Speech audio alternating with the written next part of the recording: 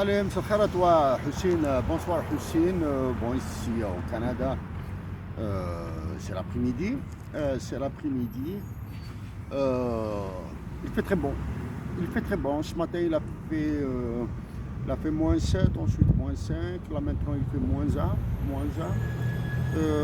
Sans vent, il y a une légère brise qui rend le temps, si je peux dire, chaud. Donc, ça, c'est juste pour éviter des grippes, des rhumes, etc. Bien sûr, aussi, j'ai envie de changer d'air au lieu de faire, au lieu de te dire c'est moi, toi, Hussein, de chez moi. Je préfère le faire de la nature canadienne, hein, de la nature canadienne. Bon, probablement que je vais bouger un petit peu. Bon, probablement, hein. Je sais. Bon, je m'excuse, je vais parler en français, intégralement en français, parce qu'il y a des amis français, il y a des amis français, il y a des amis algériens qui ne comprennent pas le kabyle. Moi, j'ai envie de les associer à cette joie de m'adresser à toi, même si tu es dans un autre monde, tu sais. Ici, nous sommes le 10 décembre 2022. Je suis en Ontario.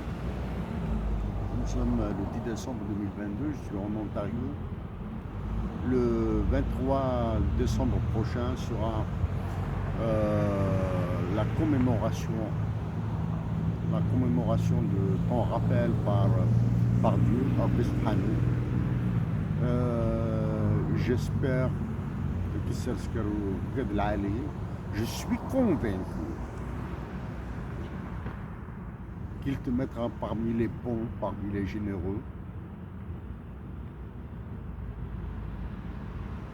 de son humanité. Mais je suis sûr aussi à Hussein, qu'il y aura à côté de toi des personnes que j'aime beaucoup. Bien sûr, je te vois me dire, arrête de me parler comme ça, je te vois me dire ça, je te vois me demander quelles sont mes intentions pour 2023, c'est dans 3 semaines. Dans 3 semaines. Je te dirai simplement qu'elle sera intense. Il est hors de question que j'arrête ce que je pense être bon pour notre patrie, pour notre nation. Je te dirais aussi que s'il y a un burn-in à l'intérieur, je le vis. Le burn-in à l'intérieur, je le vis. J'ai peur du burn-out et de mon incapacité à le surmonter. J'ai vraiment peur d'un burn-out. Je suis un peu fatigué, je te le dis à Hussein. Hussein, je pense que tu as remarqué qu'à côté de moi, du côté droit ou du côté gauche, il manque une personne. Une personne, probablement, la personne que probablement j'aime. Différemment des autres. Ou une personne que je pense aimer, différemment des autres aussi. Mais il y a des personnes aussi qui me manquent à Hussein. Puis sont en Algérie, comme Yima, ma mère à Hussein. J'ai été enterré à côté de ta mère. Comme ma mère, comme mes frères, mes soeurs, mes neveux, mes cousins, tous. Donc, Hussein a segué ce jour à Hussein. On va essayer que du bon. Hein, on va faire un peu dans la décontraction à Hussein. Donc, probablement que j'ajouterai quelque chose vers le 15-16 décembre. Probablement. Mais ça m'étonnerait fort. ça ne m'étonnerait pas, parce que je préférerais plutôt garder ça naturel, hein, naturel à Hussein. Donc 2023 sera très très intense. Ah, tu me diras bon, pourquoi Darren, pourquoi ça sera très intense? Parce que ces 2 dernières semaines, j'ai reçu une bonne salve, hein, via l'information officielle, hein, une bonne salve. Hein. La salve était bonne, hein, il y avait pas mal, hein, il y avait pas mal de tirs. Ben, certains tirs étaient faits par des idiots et d'autres par des crétins. Donc, bon, on va laisser passer ça, non? On va pas, il est hors de question de réagir à ce genre, Bon, aussi.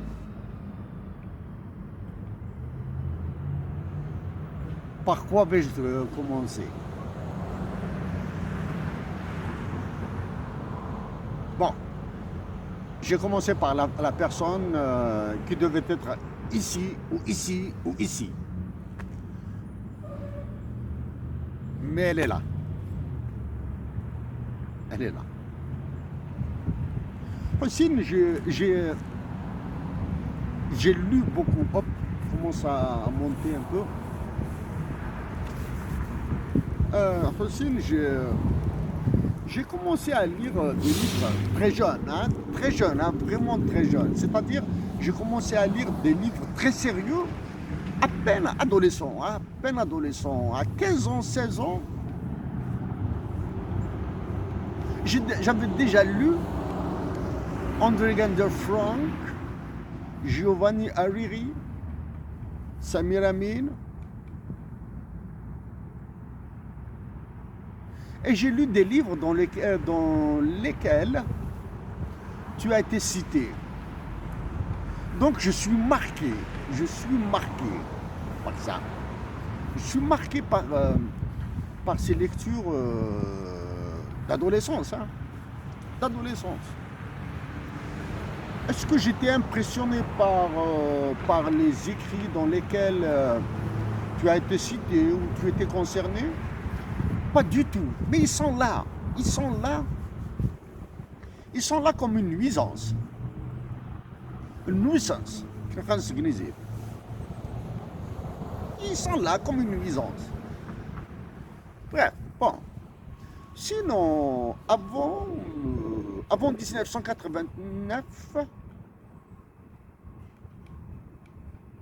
je n'ai jamais entendu parler de toi. Presque. Jamais entendu parler de toi, excepté dans les lectures.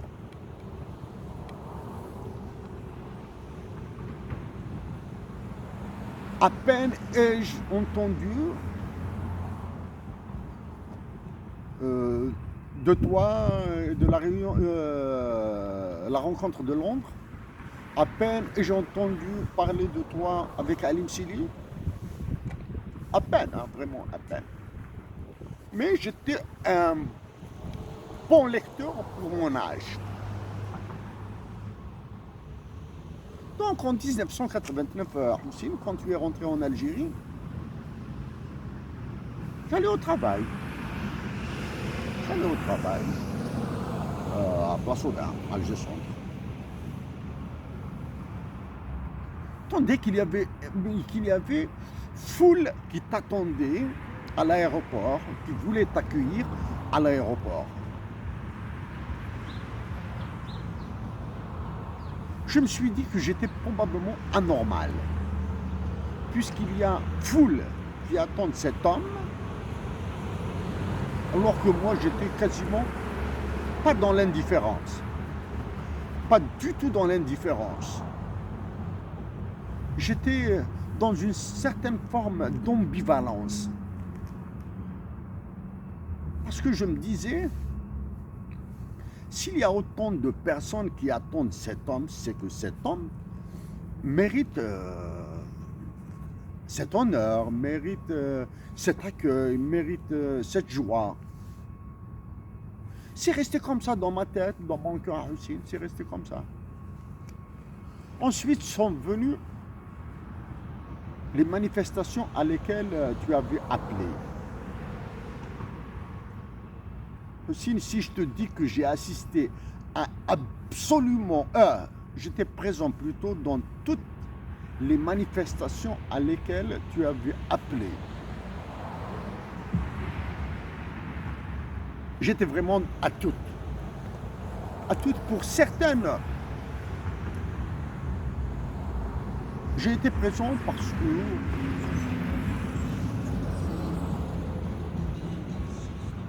les leitmotivs m'intéressaient. Pour d'autres, Houssine, ça te paraîtra peut-être banal, mais j'aime, il n'y a pas un moment la banalité est bonne à Houssine. Toutes les manifestations à lesquelles tu as appelé étaient belles. Elles étaient vraiment belles. Elles étaient vraiment belles. Avec, je dirais une ambiance bon enfant. Il y avait de la joie, etc. L'ambiance bon enfant me dérangeait un petit peu, mais il y avait de la joie.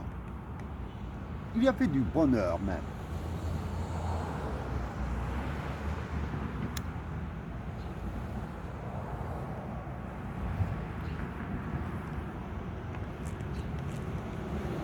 Aussi, à côté de toi, il y a des hommes et des femmes que j'aime beaucoup.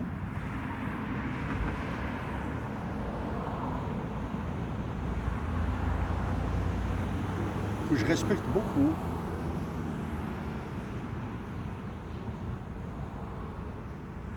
Des hommes et des femmes qui me manquent.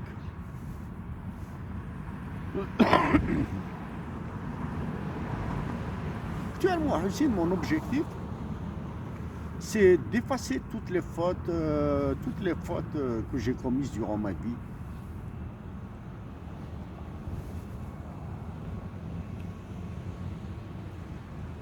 Et pour ça, je fais des efforts. Je fais des efforts. Des efforts peut-être non encore à la hauteur d'absoudre mes fautes. Mais je pense que mes efforts sont bons mais quand même, sont appréciables.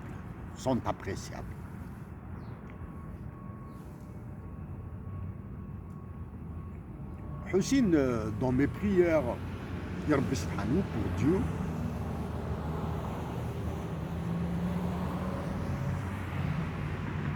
énormément de personnes sont présentes explicitement, c'est-à-dire par le prénom, et énormément de personnes sont présentes implicitement, c'est-à-dire d'une manière collective.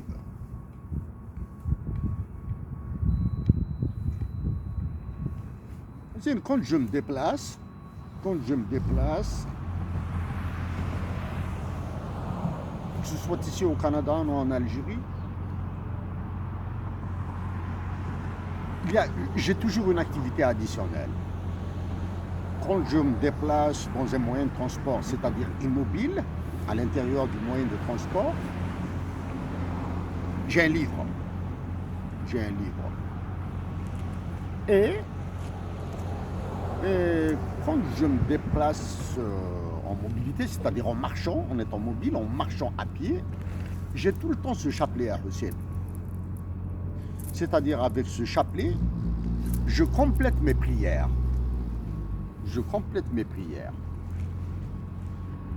Pour Dieu. Voilà, Houssine. C'est donc... voilà, maintenant je reviens à des événements.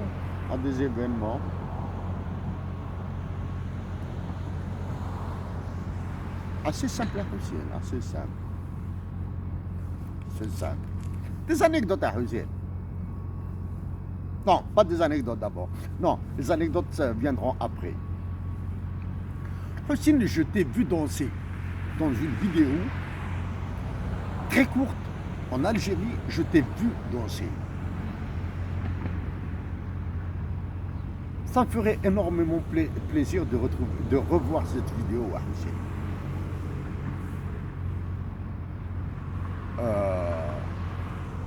Peut-être que certains me diront que j'hallucine.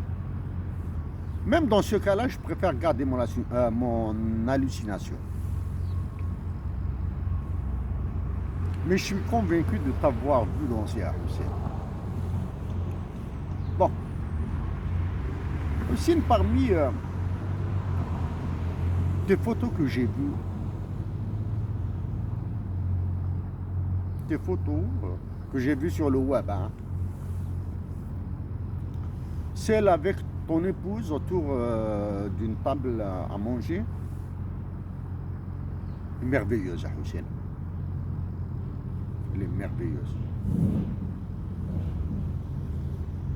Celle où tu étais tout seul, je vois dans le visage de l'homme, de la bravoure, de la générosité, de la bonté. Et j'ai découvert récemment une photo à Hussein. Tu étais légèrement décalé par rapport à ton épouse et à tes enfants.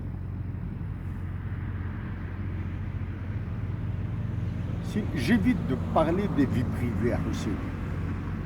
J'évite de parler des personnes qui ont été rappelées à Dieu. Mais dans le cadre de cette photo, je préfère dire ce que je pense personnellement. J'avais l'impression que tu disais, voici la reine qui a donné naissance à mes enfants. C'est l'impression à Hussein.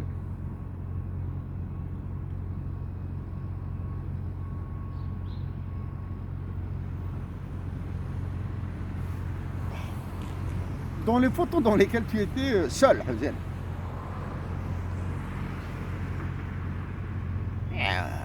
Un sacré de bonsoir. Et tu es élégant, ou pas? Tu es élégant. Moi, je ne suis pas du tout élégant dans mes tenues vestimentaires. Hein. Je suis loin d'être élégant. Hein. Il n'y a pas. Peut-être que j'ai pas un inspecteur, etc. Un inspecteur, un ordonnateur. Un ordonnateur sur comment je m'habillais, etc. Excepté peut-être ma petite sœur. Si j'ai une petite sœur, Hussein, je l'aime tellement que j'ai peur d'elle. Chaque fois qu'elle me demande de la prendre quelque part, en voiture, elle me contrôle. Va te raser, tu te changes, bon, tu prends une douche, tu te rases, tu te changes et tu me prendras. Et fiche-moi la paix, tu demanderas à nos autres frères de te prendre là où tu veux. Et fiche-moi la paix, moi j'ai envie de me reposer, à jouer au domino. Donc il n'y a pas une personne qui m'ordonnera sur comment je dois m'habiller. Voilà, Hussein. Maintenant, voilà. Je reviens à deux anecdotes que j'ai envie, peut-être qu'elles seront décalées, vu l'endroit où je suis et l'endroit où tu es, qu'elles paraîtront décalées. J'éviterai de citer les noms à Hussein pour des raisons d'intimité, de respect. Voilà. Dans notre village à Hussein, Boujlil, j'ai un ami. Je vais légèrement décorer l'anecdote, légèrement la décorer, hein. Mais l'anecdote est vraie. J'avais un ami qui habitait en marge du village, l'asile. Il avait un petit poulailler. Son épouse avait un petit poulailler, une toute petite basse-cour, hein, une modeste basse-cour. Un chacal, un chien, a fait fureur dans sa petite basse-cour. Chaque fois, il lui prenait une poule, un poussin, un petit coq. Et s'il a juré, Inès, que tu vas mourir d'une sale mort et que tu vas te suicider. Donc il lui a tendu un piège, il a attrapé le chacal. Qu'est-ce qu'il a fait à Hussein? Il a pris 2 pots de lait vides, aluminium, hein, aluminium. Il les a noués à la queue du chacal, les 2. Et il l'a lâché le chacal. Le chacal avec la forêt, avec les pierres, avec le blocage des 2 trucs, des 2 pots de lait, les 2 pots de lait faisaient un bruit d'enfer pour le chacal. Donc le chacal ne pouvait pas s'arrêter de fuir. Donc cet ami m'a dit le lendemain, m'a dit que le lendemain, il avait trouvé le chacal mort avec les 2 pots accrochés, noués à sa queue. Donc voilà, il m'a dit, le chacal s'est suicidé. La peur a fait suicider le chacal.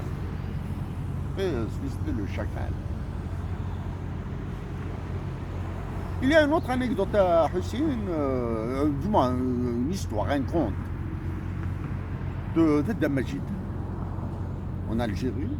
La famille, bien sûr, j'ai envie de voir ma famille en Algérie, ça fait un bail déjà. Hein.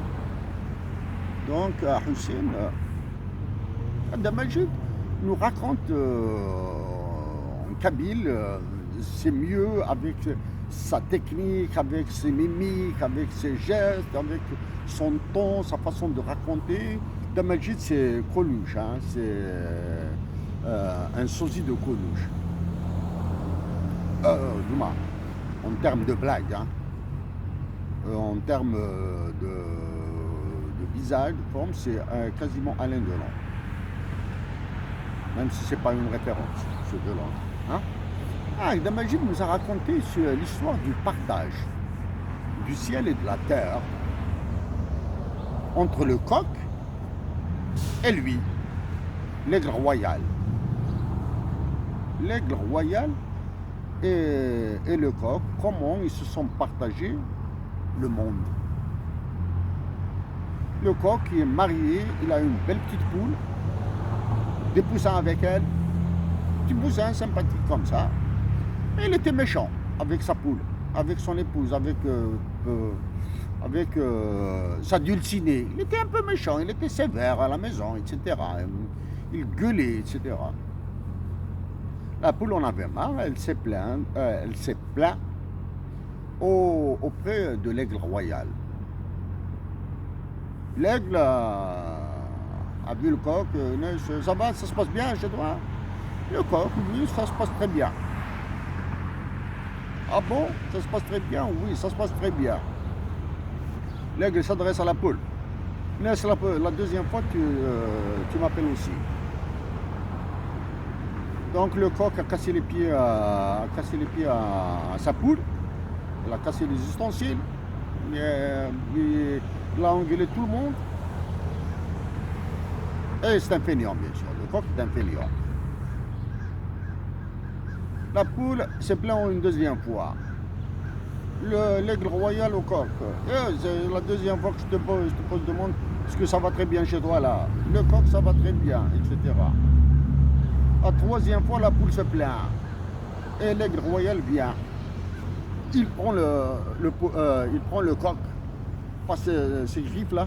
Les griffes, j'ai oublié le nom. Hein. J'ai oublié le nom des griffes d'un aigle royal là. Il le prend. Il monte avec. Que vois-tu? L'aigle royal au coq. Que vois-tu? Là, je vois le jardin, je vois ma maison, je vois les enfants, je vois ma femme, je vois les voisins, etc. Inès, pas encore. On monte un peu plus. Le coq lui demande, où est-ce que tu me prends là? Où est-ce que tu veux me prendre? Inès, je vais te prendre chez moi et tu verras ma femme, je vais te présenter ma femme, je vais te présenter mes enfants, etc. Ah bon?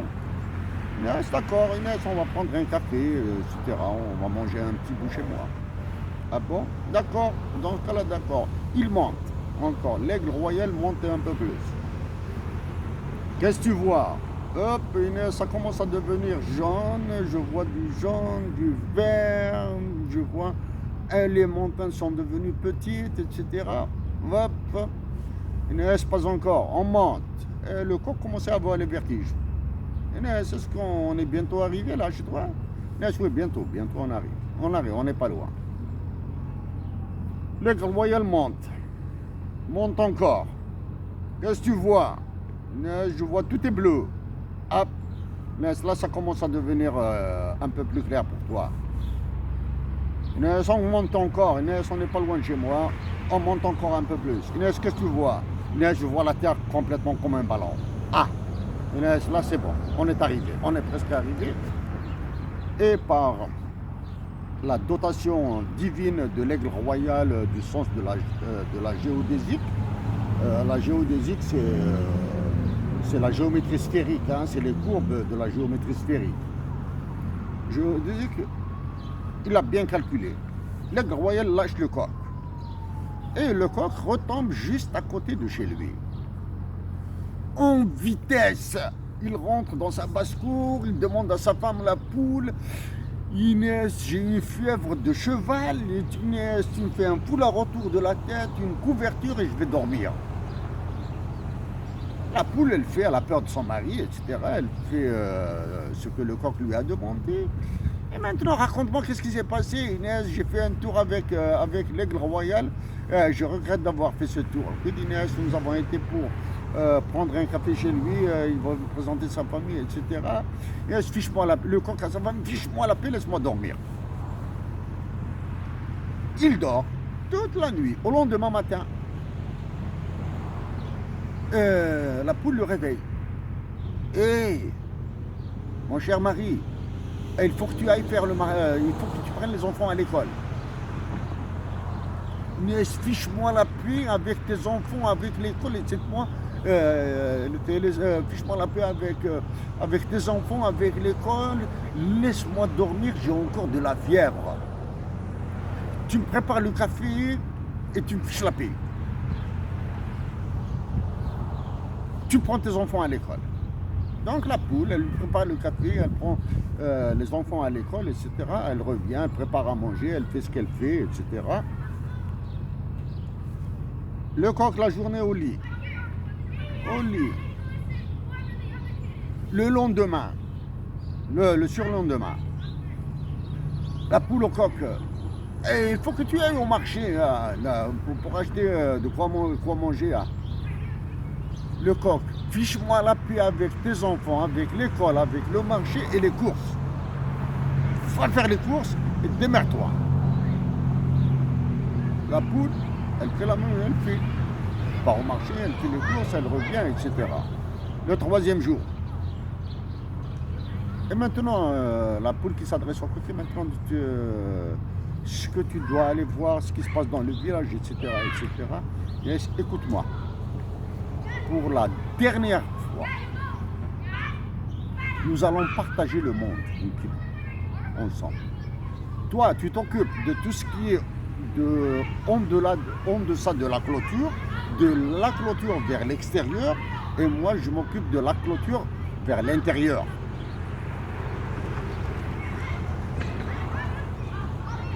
Et depuis ce jour, Hussein, quand tu étais chez nous là, as-tu vu un coq, Hussein, circuler dans un village? Dans la ville? Jamais. C'est la poule qui prend ses enfants. Et qui sort, vadrouiller, qui fait le tour du village avec ses enfants. Mais le coq, jamais, jamais, jamais. Jamais, jamais. Voilà, Hussein, pour les 2 anecdotes comme ça, pour décontracter un petit peu. Hussein, je reviens à quelques événements.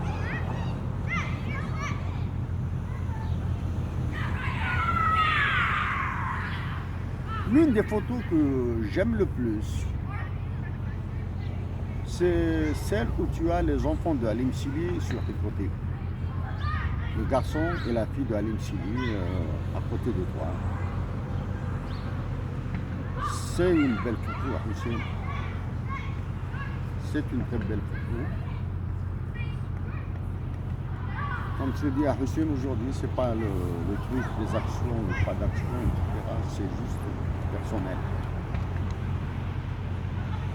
Il y a un certain moment, il y a quelques années de ça,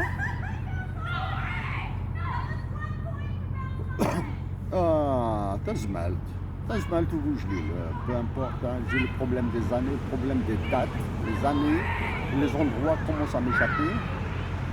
Donc je peux me tromper, Boujlil ou Tazmalt, quelque part, ou sans cabinet médical à Tazmalt. Mais la semaine prochaine, on se voit à Alger. On prendra des cafés, on mangera un bout ensemble, etc. À Alger.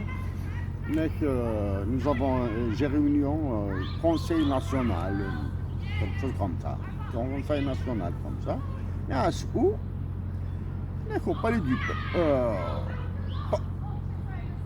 parler de travailleurs, le bâtiment de l'UJDA, Chamonix. À quelle heure vous commencez votre réunion? On m'a dit 10h, 11h, quelque chose comme ça. Je viendrai, je rentrerai, et je serai présent. Personne ne te laissera entrer, parce que tu n'es pas militant du FFS, tu n'as pas de carte d'adhérent, tu n'as rien. C'est même que je m'en appelle avec les histoires là, tu ne peux pas rentrer, etc. Je viendrai, je rentrerai, je te ferai un clin d'œil, ensuite on verra. Effectivement, à Hussein, je suis parti Chamanœuvre, je suis rentré, j'ai regardé Dahman, je lui ai fait un clin d'œil, je me suis installé au fond. J'avais trouvé un homme en train de parler.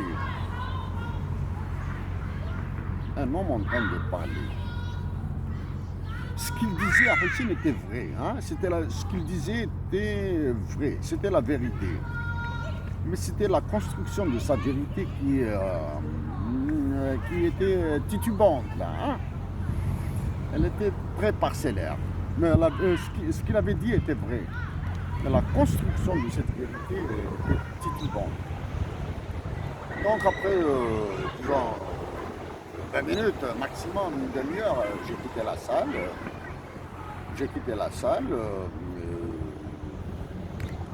ne sais pas si c'était en fin de journée,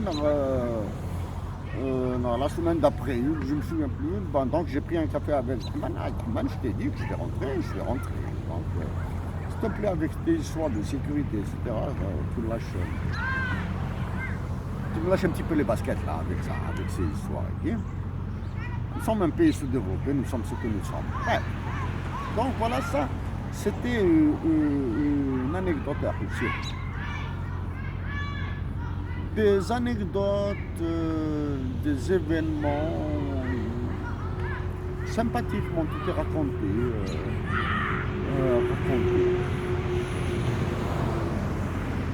Hussein,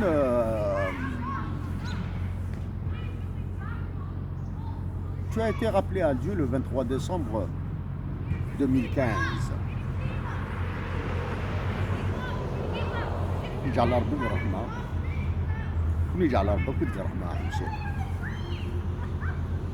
Donc le 23 décembre 2015, tu as été rappelé à Dieu. Une de mes relations, un ami, je dis un ami, m'avait appris que tu étais malade bien avant. Je savais que tu étais malade.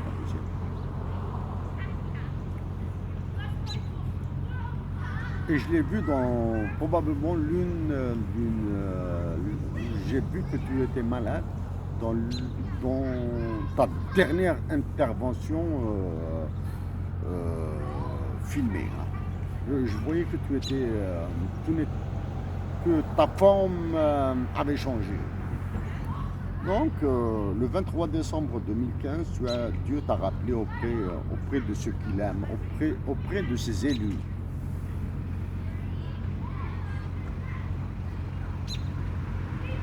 Le 20 décembre, la semaine du 12 au 20 décembre 2015, j'étais en Algérie.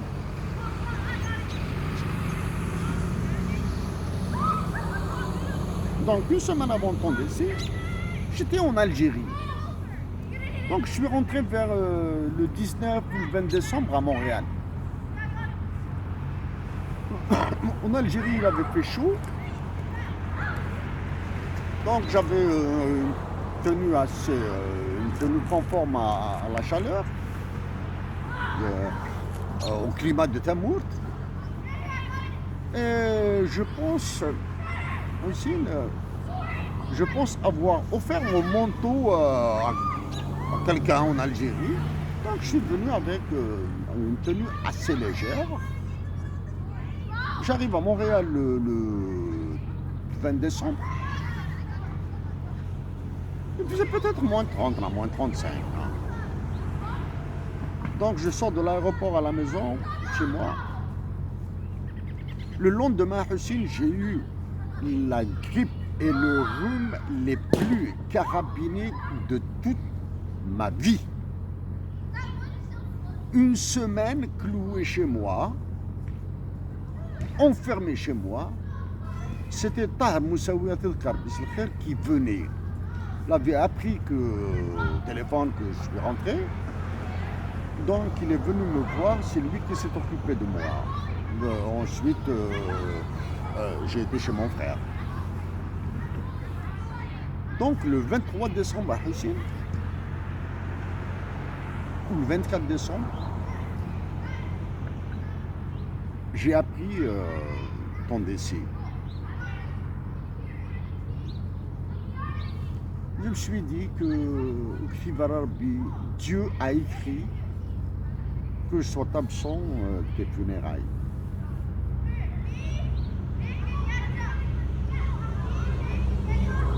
J'ai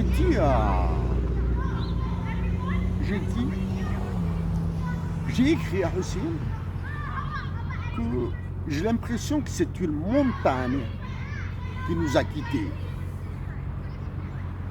Et pour compléter mes mots, je dois ajouter ceux de Mahdi Acharchour à Hussein.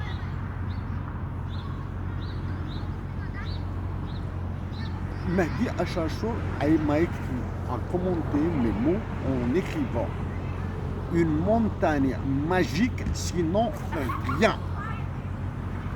Hussein, je pense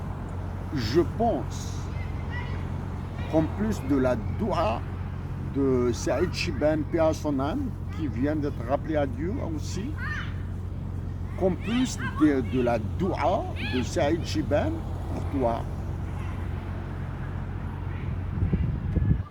c'est les mots de Mahdi, que je considère comme un frère, sont les plus beaux que j'ai eu la chance de lire. Sont les plus beaux. J'ai vu quelques hommages comme ça, j'ai parcouru en diagonale quelques hommages, quelques mots qui ont été écrits après ton départ. Mais plus beaux, plus forts que ceux de Mahdi Acharchour, jamais lu des mots de ce type à ce jour. Aussi, la différence de somptuosité dans tes funérailles et de celle de Dahman. Il y a deux petites différences de somptuosité. Deux petites différences qui sont dues à ton aura. Ton aura. La foule qui était nombre de personnes qui ont assisté à ton enterrement et le volume des louanges qui t'ont été faits sont énormes, enormous, huge. Comme la foule qui était, ceux qui ont honoré les funérailles de Dahman étaient aussi nombreux. C'est proportionnel à son aura. Les louanges à Hussein, les prières, les doigts qui ont été donnés pour Rahman étaient du même calibre, étaient de la même intensité, de la même teneur, de la même ferveur.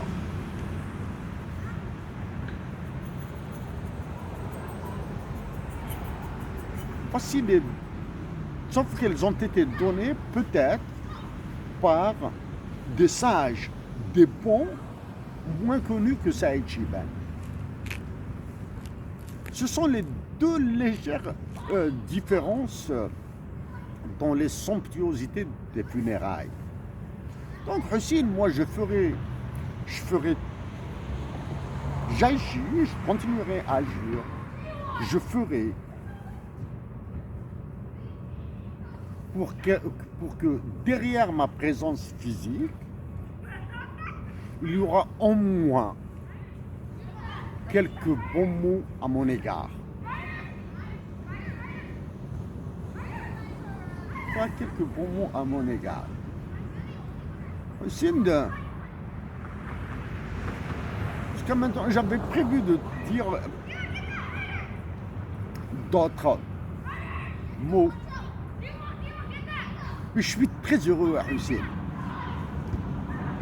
d'avoir gardé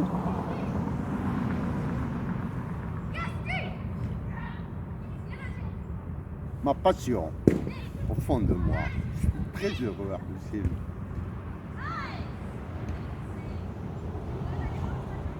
Oui. Quand j'étais à New York à Hussein, j'ai été à l'immeuble dans lequel tu as pris un appartement qui a servi de bureau pour la révolution algérienne.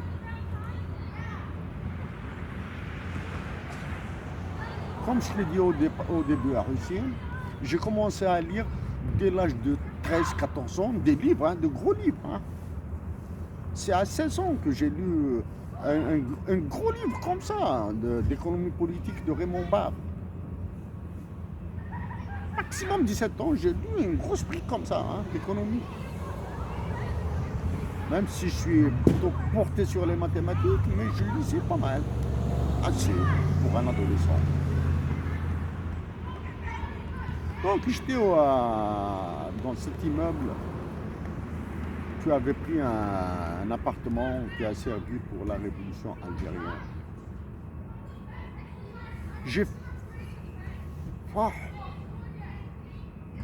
J'aurais aimé avoir avec moi le numéro de l'appartement. Probablement qu'en demandant au gestionnaire, il m'aurait indiqué, dans ce cas-là, j'aurais demandé la permission de visiter, l'autorisation de le visiter et de dire à l'occupant la valeur de ce logement de cet appartement pour l'histoire universelle. Et malheureusement, je n'avais pas le numéro de l'appartement. Si à travers ce que tu as fait pour la révolution, ce que tu as fait pour l'indépendance de notre pays, j'ai appris ce que sont les valeurs de la confiance.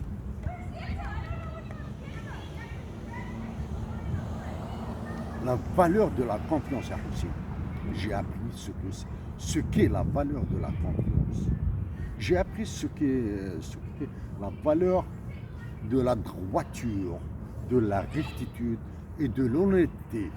Peu importe les résultats. Peu m'importe. C'est pour cette raison à Hussein que ce jour à Hussein, j'éviterai, bien sûr, de citer des noms de personnes. J'éviterai de parler de certains faits bien précis.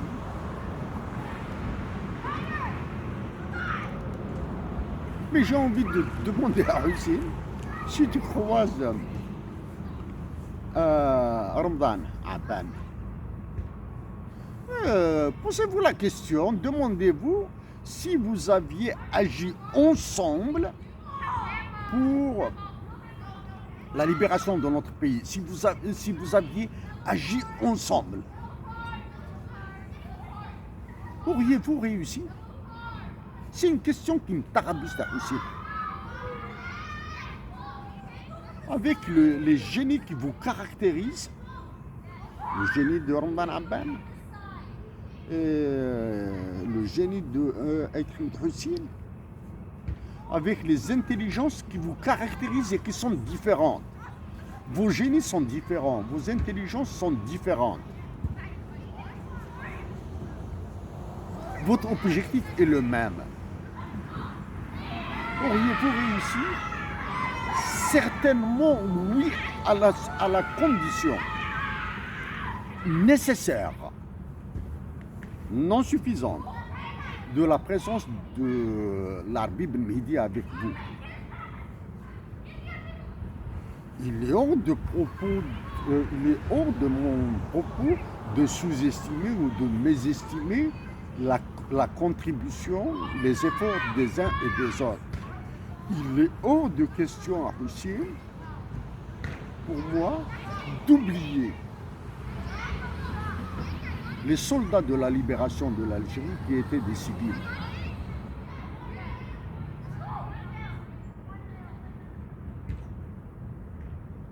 Il y a quelque chose qui me revient à Hussein, il est sur le bout de la langue, là j'ai perdu le fil.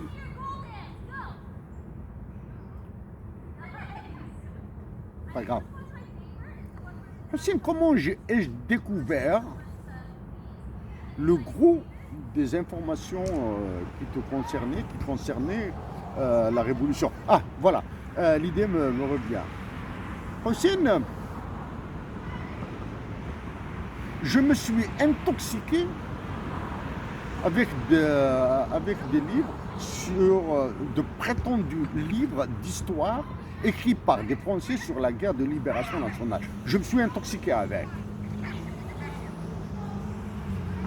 Parmi eux, ceux qui t'ont affronté sur un plateau d'une télévision française. J'étais intoxiqué par leurs livres.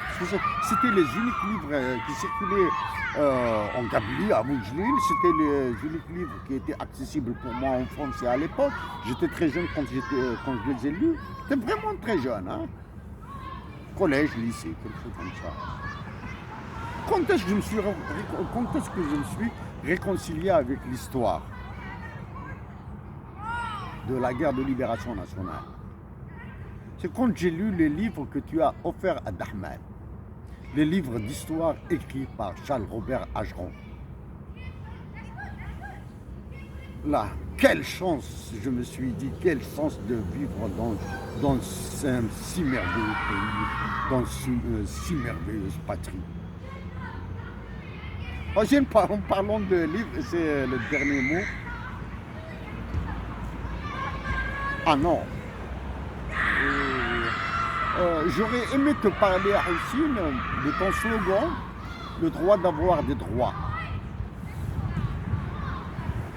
Le droit d'avoir des droits. Je l'ai lu chez Hannah Arendt. Je l'ai lu, Hussein, dans un livre écrit en anglais par des Canadiens, du temps où je lisais pour une maison d'édition. On m'a demandé de donner mon avis sur la traduction de l'anglais vers le français de ce livre. Bien sûr que j'avais appris. Je l'ai lu, le droit d'avoir des droits. Mais je pense à Hussein, je pense que l'origine de cette expression, de ce motto, de ce leitmotiv, de cette revendication, remonte à très longtemps. Elle remonte à Ricardo Alvaro du Panama. Et bien avant Ricardo Alvaro, je pense qu'elle remonte à Rufia Alvaro. J'ignore s'il y a un lien de parenté entre Ricardo Alvaro et Rufia Alvaro, qui est elle aussi panaméen, j'ignore. Mais j'ai croisé quelque part qu'elle aussi avait parlé de ce droit d'avoir des droits dans une autre forme et la somptuosité du crime en dépossession quand j'ai découvert toute sa valeur. toute sa valeur. Quand j'étais en Algérie, Hussein, j'avais des difficultés avec toi. J'ai horreur, Hussein, de comprendre le sens primaire des mots. J'aime fouiller, j'aime aller plus loin, au-delà des mots. J'avais eu des difficultés avec toi. Hussein, je termine à Hussein ces mots pour toi en te disant, en te répétant plutôt, parce que je l'ai dit avant, une fois tu m'avais demandé de faire quelque chose, je t'ai dit laisse-moi tranquille, après je verrai. Tu m'as demandé de faire, tu m'as dit qu'est-ce que tu attends pour faire ceci, cela et cela et cela. J'ai dit bon maintenant laisse-moi tranquille, laisse-moi quelque chose d'autre. Hein. Laisse-moi quelque chose d'autre. Et ensuite je verrai. Et le dernier échange à Hussein que nous avons eu a eu lieu à Boujdi. À ce jour, Hussein, cet échange à Hussein, en tête à tête, nous nous sommes isolés à Hussein. C'était à Boujdi, nous nous sommes isolés. L'échange était triste à Hussein. C'est la tristesse de cet échange à Hussein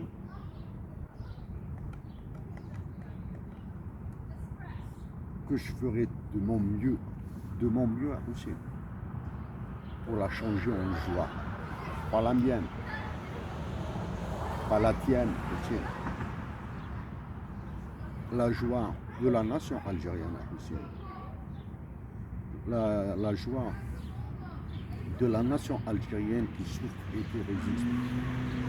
Hussein, dois-je te dire que tu as toute ma considération? Oui, je dois te le dire. Dois-je te demander un service à Hussein? Oui. Tu diras à Lounas Mato. Merci pour l'obol qu'il m'a offert. Et que lui aussi fait partie de ces personnes qui sont en permanence dans mon cœur. Je pense aussi, à la minute où je te parle à Hussein, je pense à Ima, à ma mère. Hussein, toi, Lounas et Dahman et tous les autres Hussein, reposez en paix dans les bras, dans l'amour de vos mères.